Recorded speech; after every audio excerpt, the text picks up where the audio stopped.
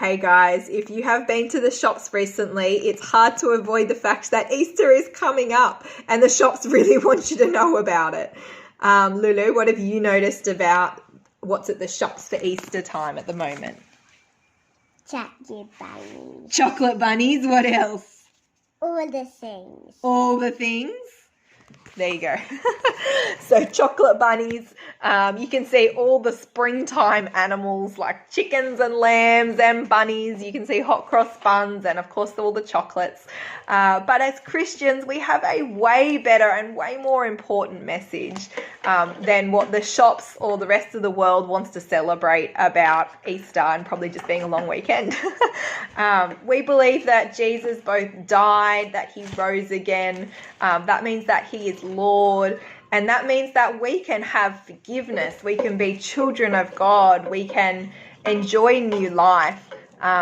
These are such amazing truths, and we want to make the most of every opportunity to be sharing these messages with ourselves, but also our kids.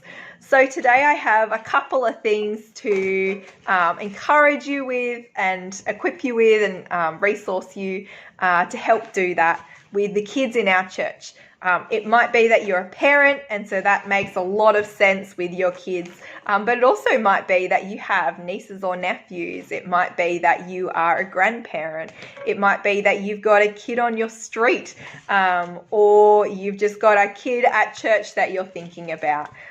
This is for all of us to encourage our kids. The first one is completely free. It's called Making an Easter Story Basket. So each day you get your kid to find something in the house that's going to help you tell the Easter message.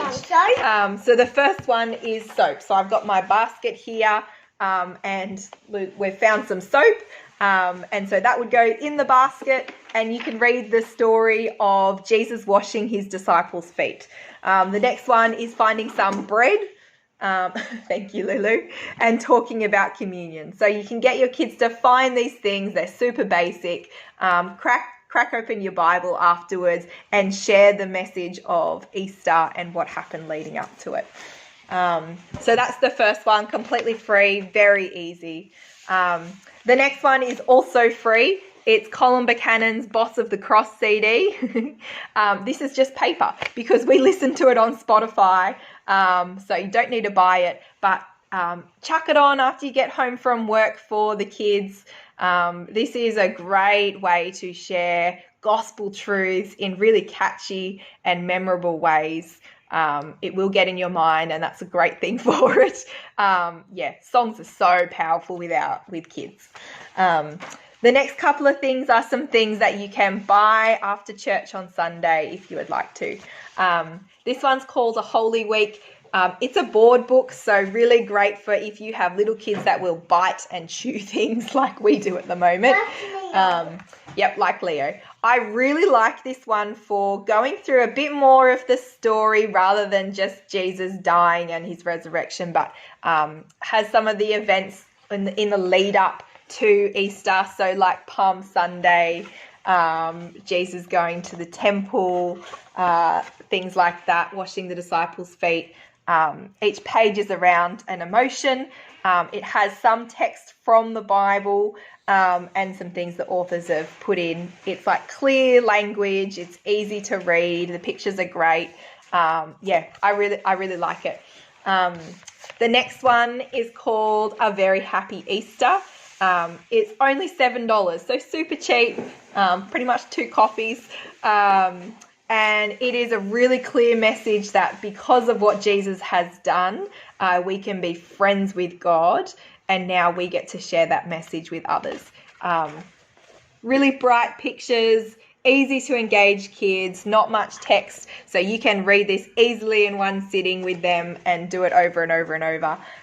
It also has an emotion attached to each kind of section. So really great for expressions and faces and things like that. Those 2 are great if you've got kids under 5.